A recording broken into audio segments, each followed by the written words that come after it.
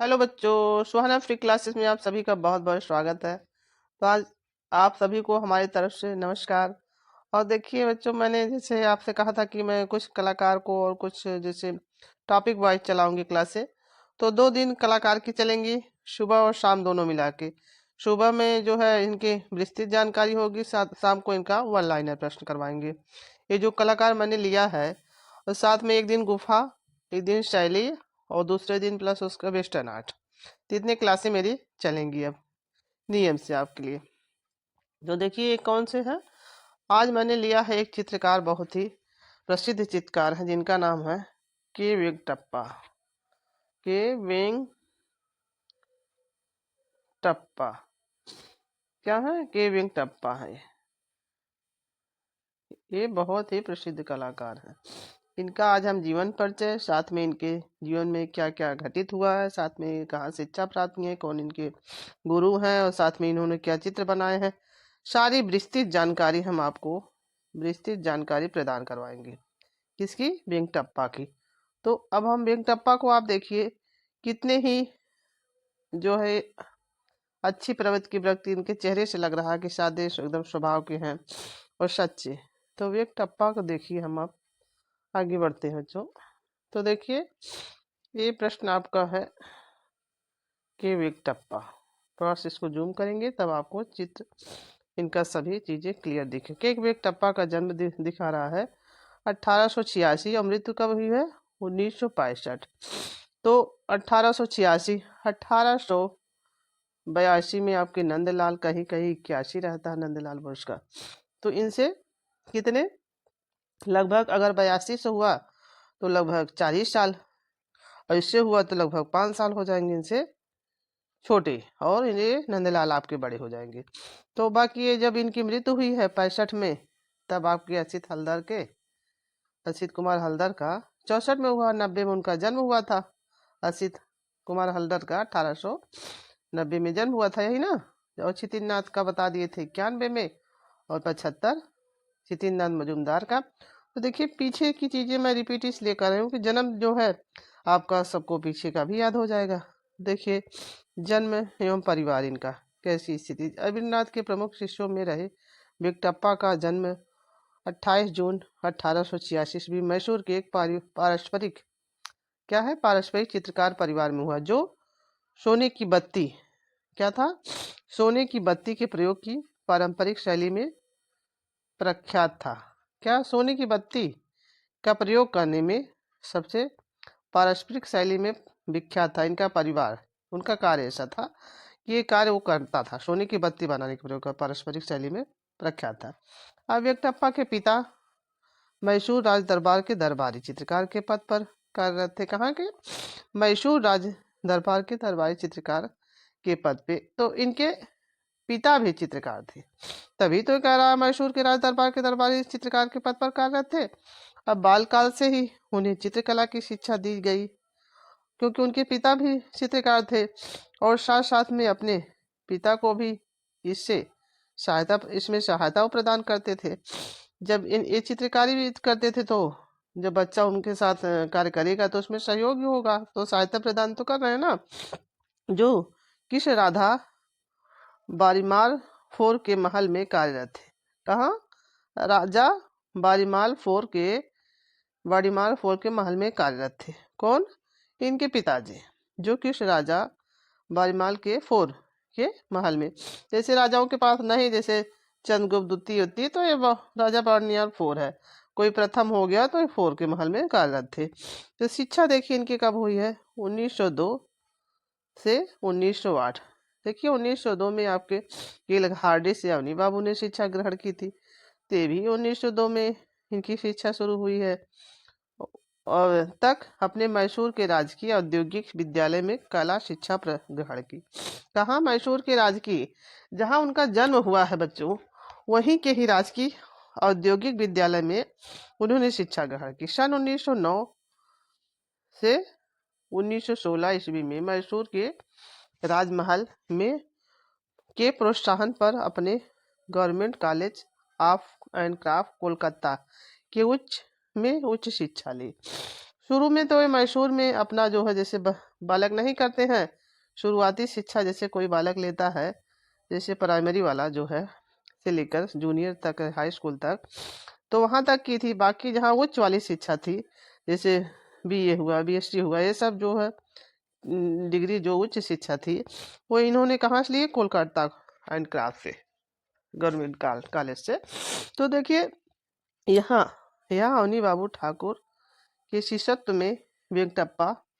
अब देखिए ये जब ये शिक्षा लेने गए हैं बच्चों, देखिए 1902 से 8 में, तो 8 के बाद 1909 से 9 से लेकर 11 तक नहीं रहता है, तब ये प्रतिलिपियां भी तो बनाने गए थे वेंकटप्पा अजंता की।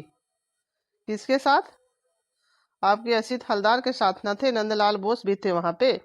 तो इसके जो है 8 तक के जो है वहाँ राजकीय विद्यालय में शिक्षा लिए। इसके बाद 1 साल या 2 साल बाद जब 9 से 16 में प्रोत्साहन पर, 9 से लेके 16 तक है ना यहाँ पे, तब मैसूर राजा के प्रोत्साहन पर उन्होंने प्रोत्साहन दिया कि आप वहाँ पे शिक्षा ग्रहण करिए। कहाँ? तो वहाँ के राजा ने, जहाँ के इनके पिताजी दरबारी थे, चित्रकार थे, वहीं के राजा ने इन्होंने वहाँ से प्रोत्साहन दिया था कि आप वहाँ पे शिक्षा ग्रहण कीजिए।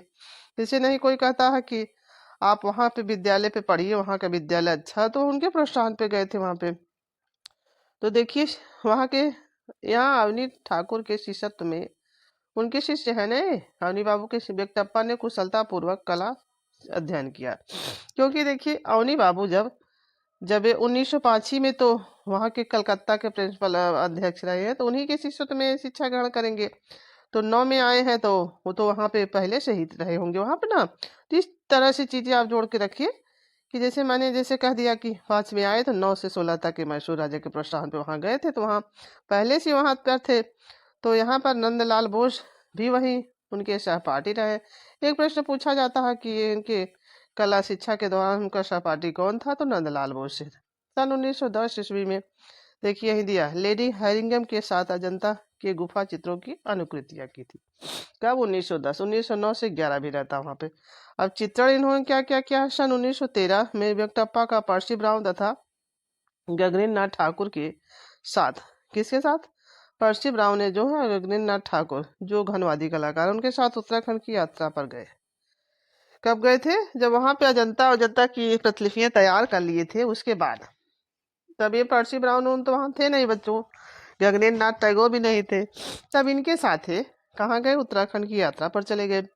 अब वेंकटप्पा हिमालय की प्राकृतिक छटा को अपने चित्रों के माध्यम से दर्शाया। जो हिमालय की छटा के दृश्य था, उसकी अपने ये जो दृश्य चित्र बनाए थे उसको इसमें दर्शाया था, जिसमें अधिकांश चित्र अपने स्टूडियो में।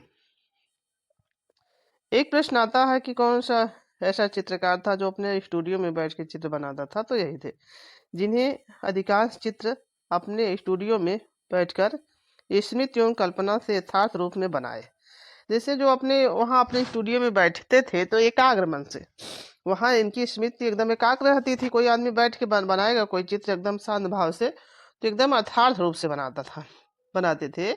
उनका कहना था कि कला में मात्र प्रतिरूपण न करके कल्पना के साथ सृजन करना ज्यादा श्रेष्ठ कर रहता है।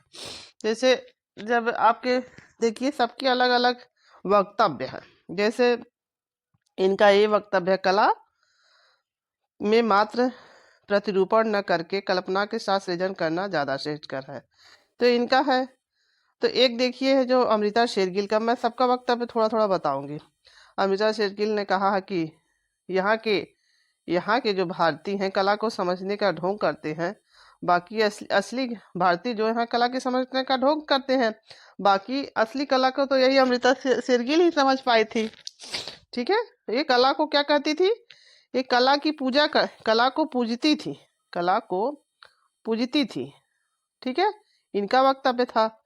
अब देखिए अब इनका क्या था, जो है नंदलाल बोस का था कि कला इनके प्राण थे, कला ही इनके प्राण हो गए, जो कला ही इनके प्राण हो गए।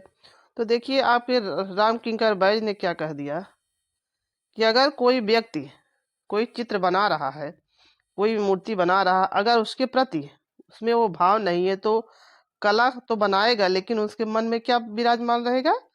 आपके जैसे देवी का चित्र वो बनाता है तो उसके मन में अगर ऐसा वक्तव्य कहते, देवी का अगर चित्र बना रहा है, अगर उसके देवी के प्रति इसके मन में श्रद्धा नहीं रहेगी तो बनाएगा तो देवी का चित्र, लेकिन उसके अंदर क्या बैठा रहेगा? राक्षस। ये राम किंकर वैश्य का था। तो पीछे वाली चीजें मैं बताती जा रही हूँ, ये सब कहीं पूछा जाएगा तो आप लोग इसे कर लीजिएगा जो मैंने कहा है। तीनों चीजें इनका तो ये हो गया ना, सृजन करता श्रेष्ठ कर है। यूं तो व्यक्टप्पा क्या थे? यूं तो व्यक्टप्पा ने अनेकों माध्यमों में कार्य किया, जैसे वाष्प, जल रंग, टेम्पेरा, तैल रंग, क्रेयोन आदि। प्रारंभ में व्यक्टप्पा अवनी नाथ के सानिध्य में रहकर वाष्प क्या आरंभ में सब में तो इन्होंने कार्य किया है, टेम्परा में, तैल रंग, क्रेयान आदि में प्रारंभ है, लेकिन अवनी बाबू के सानिध्य में रहकर वाष्प पद्धति को अपनाया। प्रारंभ में इन्होंने अवनी बाबू के सानिध्य में रखे, क्योंकि अवनी बाबू वाष्प शैली से संबंधित है, उन्हीं के जन्मदाता है। किंतु जल्द ही अपनी निजी शैली में तकनीक का विकास किया। जैसे उन्होंने आपके नंदलाल बोस ने, देखिए उन्होंने भी एक नवीन शैली टेम्परा कर दी थी, जल में तो कार्य किए ही थे, तो इन्होंने अपनी तकनीकी का विकास किया था। ठीक है, इस प्रकार उनके टेम्परा पद्धति के चित्रों में लघु चित्र शैलियाँ राजपूत व मुगल का प्रभाव दृष्टिगत होता है। उनके जो टेम्परा पद्धति के चित्रों में लघु एवं शैलियों में राजपूत व मुगल इनका था ना चित्रों का प्रभाव। चित्रों की आकृति रचना में बंगाल शैली का लचीलापन नगण्य रहा है। जैसे जो इनकी जो है चित्रों की रचना है उसमें बंगाल की शैली लचीलापन रहा है, जैसे नहीं, जैसे एकदम नगण्य, थोड़ा कम भाव उनका रहता है। इसका परंपरागत प्रतिविधियों में व्यंगटप्पा हाथी दांत पर लघु चित्रों की रचना करने में भी सिद्ध रहते थे। ये हाथी दांत पर भी चित्रकारी करते थे। जैसे वहाँ था ना मूलचंद आपके था ना अलवर में, वहाँ पे हाथी दांत पर चित्रकारी करता था, और उदय राम भी थे। पीछे की चीजें आपको बताते जा रहे हैं। ये दोनों क्या थे? वहाँ इस पे हाथी दांत पर चित्रकारी करते थे, हाथी दांत की पटरियों पर। अब देखिए जैसे रचना करते थे ना, उन्होंने हाथी दांत पर व्यक्ति चित्रों को चारित्रिक विशेषताओं के साथ उकेरा है। उनके जैसे चित्रों को उनके चरित्र, जैसे आदमी उनके चरित्र को ही पूरा उभार देता है, जो उनमें साक्षात उदारता। कूच बिहारी महाराजा की दो छवि जैसे उनका छवि चित्र, जैसे पोर्ट्रेट रहता था, जैसे फोटो छवि, उसी को कहते हैं ना। तो उसी को कह रहा है कि एकदम साक्षात उनके पूरे चरित्र को ही उसमें उकेर दिया है। और साथ में देखिए अब नीलनाथ का भी व्यक्ति चित्र इन्होंने बनाया। एम.बी. रामास्वामी मुदारियर का भी व्यक्ति चित्र, किसने कहा? एम.बी. रामास्वामी मुदारियर का भी व्यक्ति चित्र प्रमुख 3 लोगों का बनाया। नील अपने गुरु का बना दिया, कुंज बिहारी महाराज का 2 छवि बना दिया, और साथ में जो है एम.बी. रामास्वामी मुदारियन का भी व्यक्ति चित्र प्रमुख है। वेंकटप्पा का भारतीय कला परंपरा के सच्चे साधक थे, और यही कारण थे।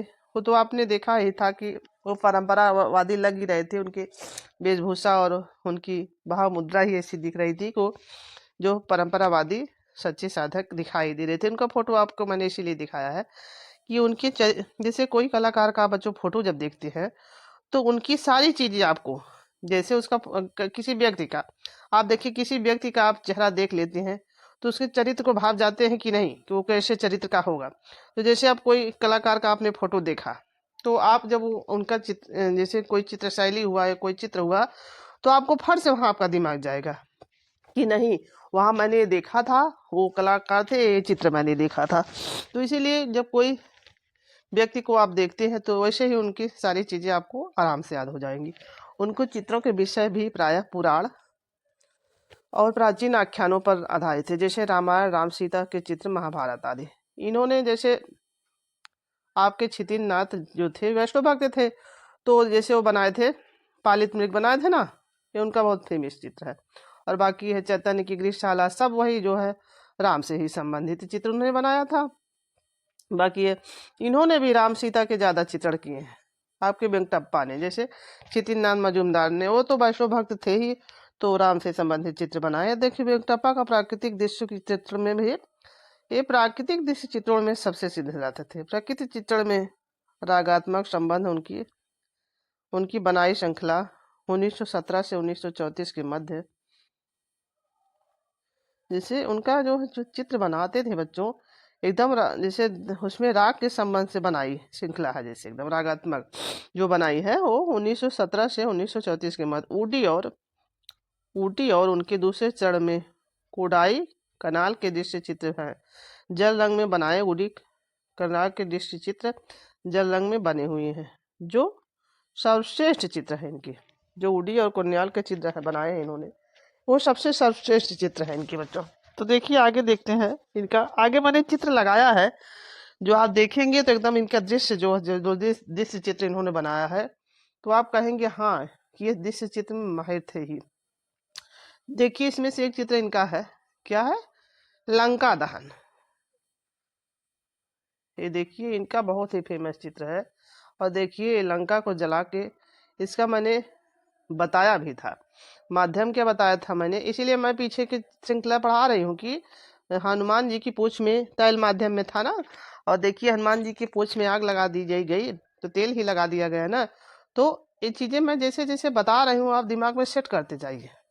किसका माध्यम, ये लंका दहन है, ये इनका चित्र है वेंकटप्पा का। देख लीजिए कितना सुंदर इन्होंने दृश्य बनाया हुआ है। बजरंग बली वहाँ लंका दहन करके हनुमान जी जा रहे हैं। और देखिए इनका एक चित्र आपको दिखाते हैं, कितना सुंदर एक ऊटी और कोनियाल के चित्र बनाए हैं। देखिए ये है सबसे प्रसिद्ध चित्र इनका है। और फिर आइए अपने प्रश्न की तरफ फिर देखिए।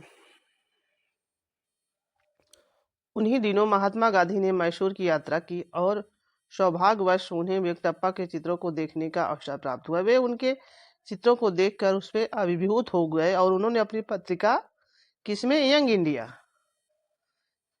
यंग इंडिया में क्या लिखा है, तो इसका इंग्लिश तो नहीं पढ़ेंगे लेकिन इसका हिंदी बता दे रहे हैं जो कैसे इनका है।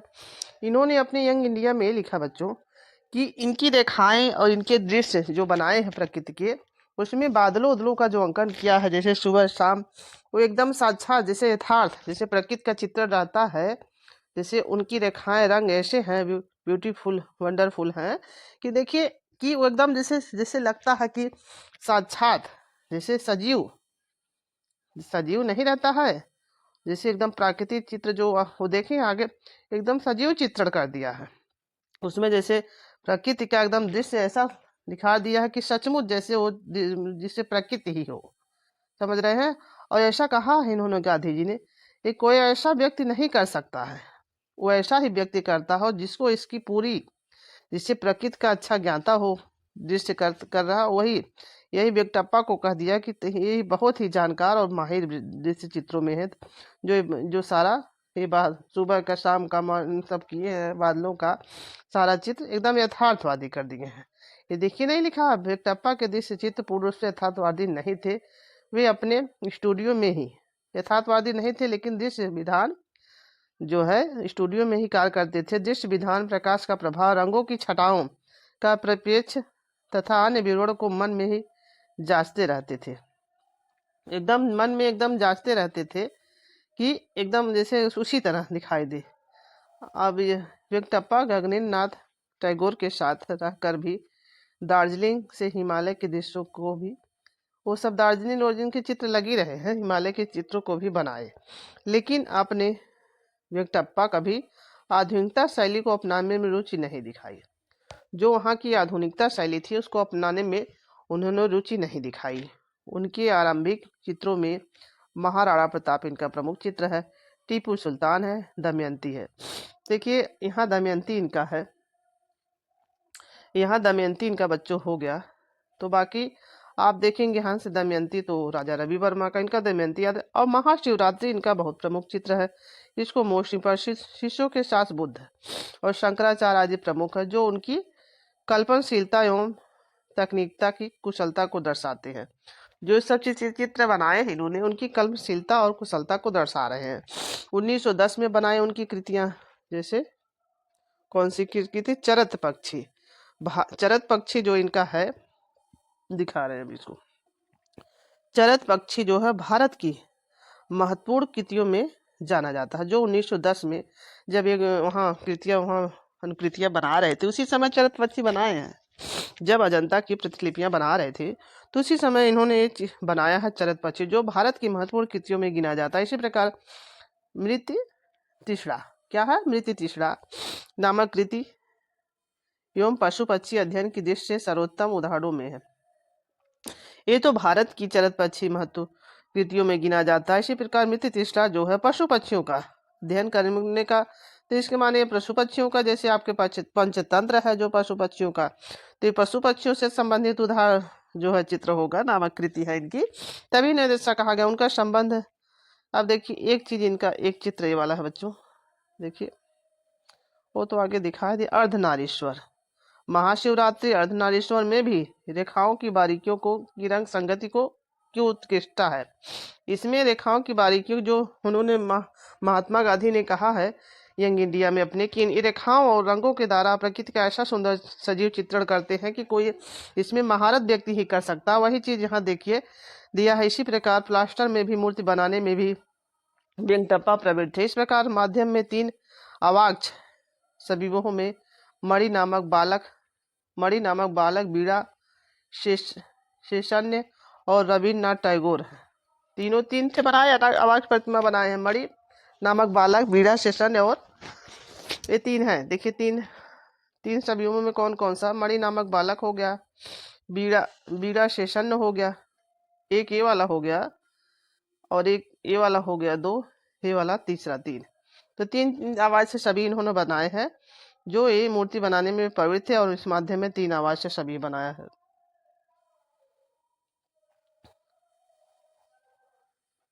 देखिए मशहूर महाराजा के निवेदन पर, कहाँ, जहाँ उनके पिताजी रहते थे, महल में 108 फीट ये वाला पूछा जाएगा, कितना, 108 फीट चौड़े अंबा विलास हाल के लिए उभारदार चित्रात्मक वेश रिलीफ में हनुमान को मुद्रिका अर्पण कर देते हुए राम, कोष्ठिव का तांडव नृत्य, शकुंतला की विदाई, एकलव्य का धनुष विद्याभ्यास, गुरूर दौड़ प्रमुख है।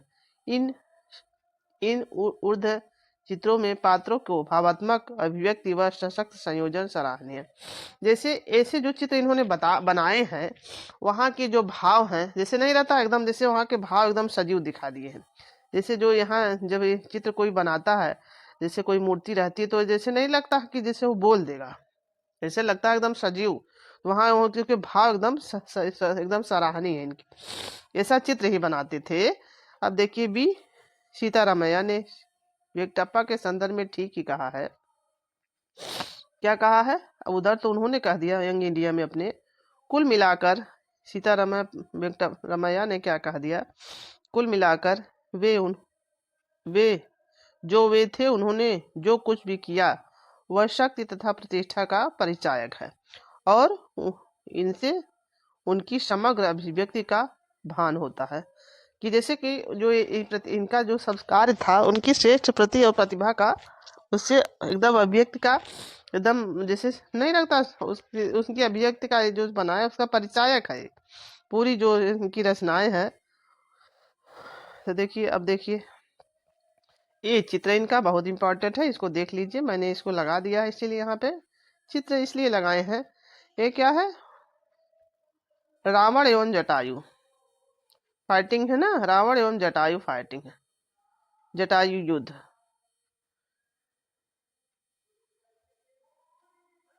क्या है, रावण एवं जटायु युद्ध, तो पेन से लिखाता नहीं थोड़ा सा, जटायु, ये तो देख रहे हैं बच्चों आप लोग, जटायु युद्ध है, रावण एवं जटायु युद्ध है।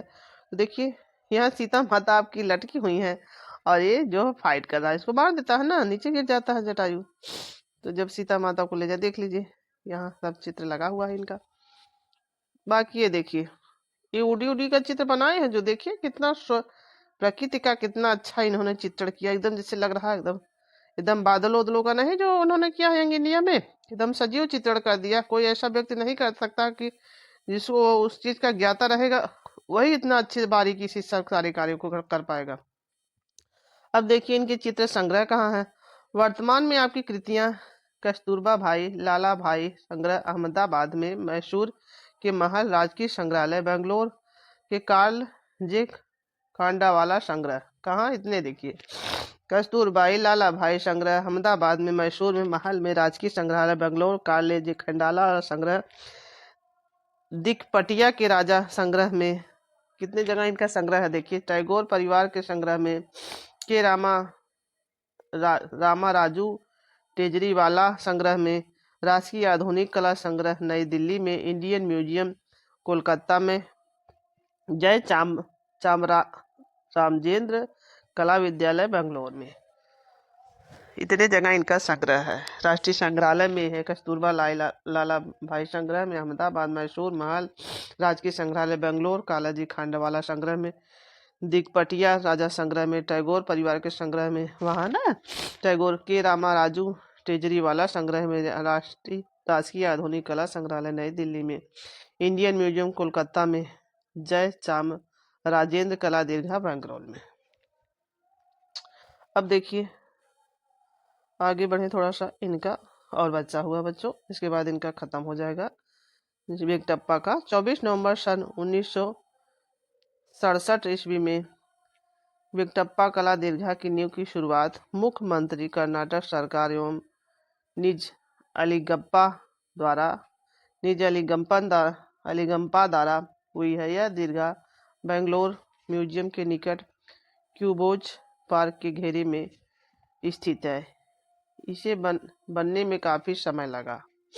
कहाँ है? कर्नाटक सरकार के निज अलिगप्पा द्वारा हुई है, जिसकी इसकी नींव रखी गई। वेंकटप्पा कला दीर्घा की कब रखी गई? 1967 में 24 नवंबर क्यूबिज पार्क के घेरे में स्थित है, वहाँ पे बेंगलोर में। ये भी प्रश्न आता है कि वेंकटप्पा संग्रहालय कहाँ स्थित? तो यह दीर्घा बेंगलोर में वेंकटप्पा संग्रहालय, वेंकटप्पा दीर्घा है ना, ये प्रश्न आता है जो बना हुआ है। तो देखिए इसमें काफी समय लगा हुआ। कितना? देखिए 1967 से 1975 कोई इस इमारत में काम पूर्ण हो पाया है। कितने साल में हुआ है? लगभग यहाँ से हुआ है तो 10 साल हो गया होगा, यहाँ से 9-10 साल में हुआ है। हाँ, यहाँ वेंकटप्पा के जल एवं प्लास्टर में उकेरे उभारधार शिल्प प्रदर्शित हैं, जो प्लास्टर में चित्र करते थे वहाँ पे संग्रहित है। दूसरी जगह कलाकारों के चित्रों की प्रदर्शनी की जगह निर्धारित है। ये देखिए क्या कह रहे हैं, और दूसरी जगह कलाकारों के चित्रों की प्रदर्शनियों की जगह निर्धारित है। इस 3 मंजिला इमारत में के हब्बर और मूर्तिकार राजा राम के शिल्प भी प्रदर्शित है। देखिए यहाँ इनके तो चित्र हैं भी, दूसरे कलाकारों की भी प्रदर्शनियाँ, जैसे के हब्बर के भी चित्र वहाँ पे हैं, और राजा राम के भी चित्र वहाँ पे हैं। मूर्तिकार जो राजा राम है उनके भी चित्र यहाँ प्रदर्शित है। 3 मंजिला इमारत में है। अब देखिए पुरस्कार इनको 1962 में ललित कला अकादमी नई दिल्ली में उन्हें क्या रत्न सदस्य चुनकर सम्मानित किया गया। किसको? वेंकटप्पा को। कब? 1962 में। अब देखिए इनका क्या है। और अब देखिए संगीत के प्रति रुझान, संगीत भी ये करते थे, तभी ना संगीत प्रति इन्हें रुझान है। वेंकटप्पा को डायरियों से पता चलता है, उनकी जो डायरी लिखते हैं ना बहुत लोग, उनकी डायरी में वो लिखे होंगे कि बीड़ा सीखने के लिए वे कैसे प्रभावित हुए। वेंकटप्पा बीड़ा बजाते थे ना, तो सन 1912 में कोलकाता में उन्हें भेंट मैसूर के प्रसिद्ध बीड़ा वादक क्या शेषन्ना के शिष्य भी रंगमरा स्वामी अयंकर से हुई। शेषन्या के शिष्य रंगमरा स्वामी अयंकर से हुई, और फिर उन्हीं के मार्गदर्शक में इन्होंने बीड़ा का आरंभिक शिक्षा ली। कहाँ? रंग स्वामी अयंकर के साथ ही वेंकटगिरी अप्पा ने बीड़ा सुबन्ना और बीड़ा शेषन्या सीखी। इन्होंने बीड़ा सुबन्या और बीड़ा शेषन्या सीखी। यही ही नहीं, उन्होंने बीड़ा बनाने के भी प्रयोग किए। देखिए बीड़ा बनाने के भी प्रयोग कर दिए, सीखी तो बीड़ा बनाने के भी प्रयोग कर दिए। आपने 5 प्रकार की बीड़ाओं का निर्माण किया। कितने? 5 प्रकार की बीड़ाओं का इन्होंने निर्माण किया, जो वर्तमान में वेंकटप्पा गैलरी में प्रदर्शनी है। वेंकटप्पा गैलरी कहाँ है? दीर्घा कहाँ है? बेंगलुरु में। और इनके जो है जो इन्होंने कहा 5 प्रकार की बीड़ा है, वो कहाँ व्यक्टप्पा गैलरी में, पर इसी दौरान आपने बीड़ा वादक में पागल, बीड़ा की मतवाली नहीं है, एक इनका है उनका बीड़ा के वादन में पागल, बीड़ा के मतवाली इनका है, बाकी बीड़ा वादनी उनका नंदलाल बोस का। तो इनका जो है ये बीड़ा बजाते थे तो उन्होंने बीड़ा वादनी पागल चित्र बना दिया, बाकी नामक चित्र बनाया जो नाटकीय भाव से परिपूर्ण है। निधन इनका कब हुआ? 26 मई 1964 को 65 में ईस्वी में 64 उनका आ गया। स्वच्छता के रहते हुए वेंकटप्पा का निधन हो गया। तो 1957 ईस्वी में बनाई उनकी, देखिए 1957, क्या 1957 में जब ये मरे हैं उसके लगभग 10 साल पहले बनाई है उनकी सूर्यास्त। सूर्यास्त इनकी प्रतीकात्मक रूप से उनकी यात्रा का अंतिम पड़ाव सिद्ध हुआ। यही समझ लीजिए जब सूर्यास्त से बनाए हैं उसके बाद ही तो मर गए हैं। देखिए 65 में मरे हैं और 57 में बनाए हैं, लगभग 4 साल इधर कर लीजिए और इधर फिर 5 में लगभग 9 साल बाद खत्म हो गए हैं। तो सूर्यास्त होगा तो अंत होगा। तो अगर इनका चित्र पूछा जाएगा तो क्या बताएंगे? अंत कहाँ होता है? सूर्य से होता है। तो इनका लास्ट चित्र क्या है? अंतिम पड़ाव वाला सूर्यास्त।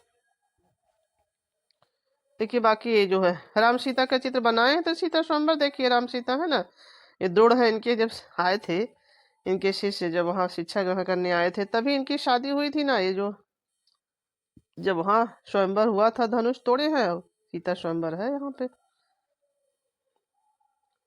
यहाँ मैंने ये वेंकटप्पा का लास्ट में चित्र फिर लगा हुआ है इनका, देख लीजिए वेंकटप्पा का।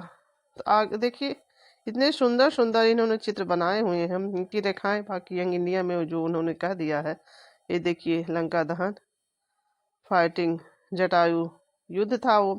तो यही हमारा वीडियो समाप्त हो। बाकी अभी मैं इनके वन लाइनर जब प्रश्न कराऊंगी तो वो जो वहाँ से कलाकारों से, तो आपका इनका सारा डिटेल आपको समझ में आ जाएगा और इनसे जितने भी प्रश्न बनेंगे मैं वहाँ ट्रिक भी बताऊंगी आपको, क्योंकि इसमें वीडियो लंबा हो जाता तो वहाँ मैं जो इन चित्रों को बताने का ट्रिक भी बताऊंगी जिससे आपको इनके सारे चित्र आसानी से याद हो जाएंगे। तो यह वीडियो हमारा समाप्त होता है बच्चों। बहुत बहुत धन्यवाद आप सभी का। तो देखिए आप लोग वीडियो शेयर किया करिए, लाइक किया करिए और चैनल को सब्सक्राइब कर लीजिए, क्योंकि बहुत ही अच्छे अच्छे वीडियो आपको देंगे हम और अच्छी तैयारी आपकी अच्छे से हो जाएगी।